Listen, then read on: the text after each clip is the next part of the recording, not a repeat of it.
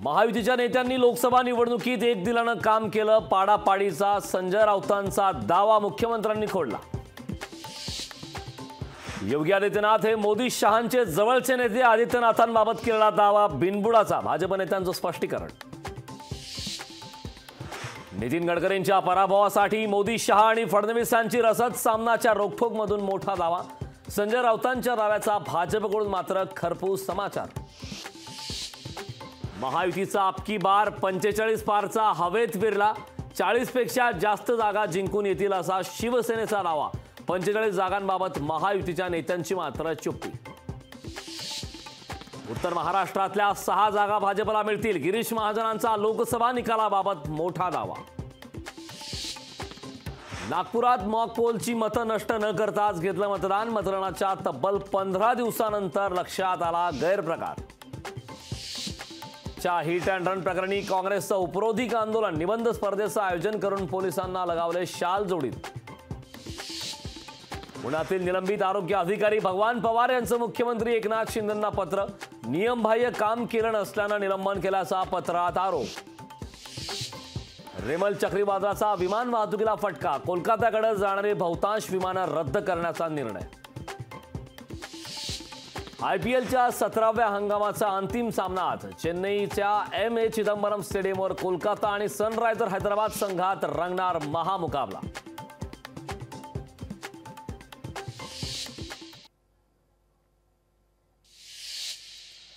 पश्चिम विदर्भात पावसाचा फळपिकांना मोठा फटका, संत्रा केळी फळपिकांना मोठा फटका, अमरावतीत सर्वाधिक 150 कोटींचं नुकसान।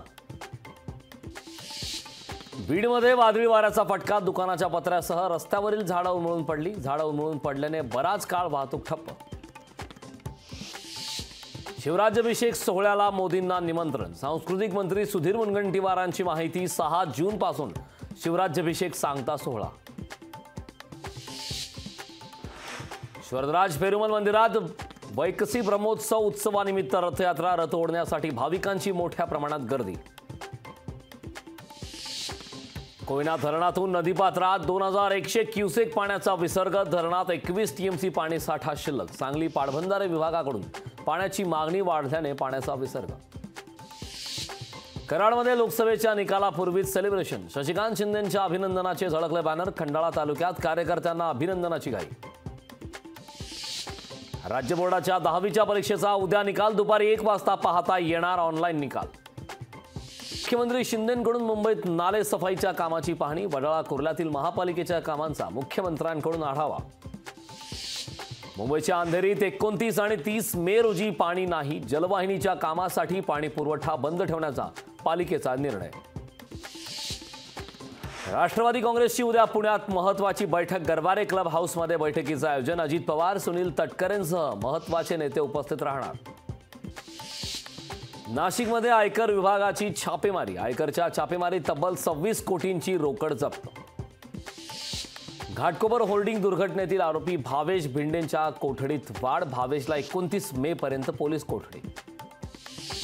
देशवासियांसाठी आनंद वार्ता, 31 मे रोजी मान्सून केरळमध्ये दाखल होण्याची शक्यता, तर 10 जून दरम्यान मोसमी वारे मुंबईसह कोकणात दाखल होणार।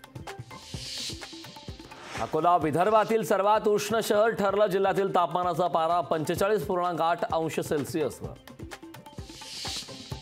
एसी लोकलमध्ये विना तिकीट प्रवासी दिसल्यास थेट तक्रार करता येणार, रेल्वेकडून तक्रारीसाठी मोबाईल नंबर जारी, विना तिकीट प्रवाशांना रोखण्यासाठी मध्य रेल्वेकडून एसी टास्क फोर्सची निर्मिती। लोकसभेच्या 5ही टप्प्यातील मतदानाची अंतिम आकडेवारी जाहीर, मतदान केलेल्या मतदारांचा आकडाही जाहीर, विश्वासार्हता टिकवण्यासाठी केंद्रीय निवडणूक आयोगाचा निर्णय। लोकशाही मराठी ऐका, पहा, जागरूक रहा।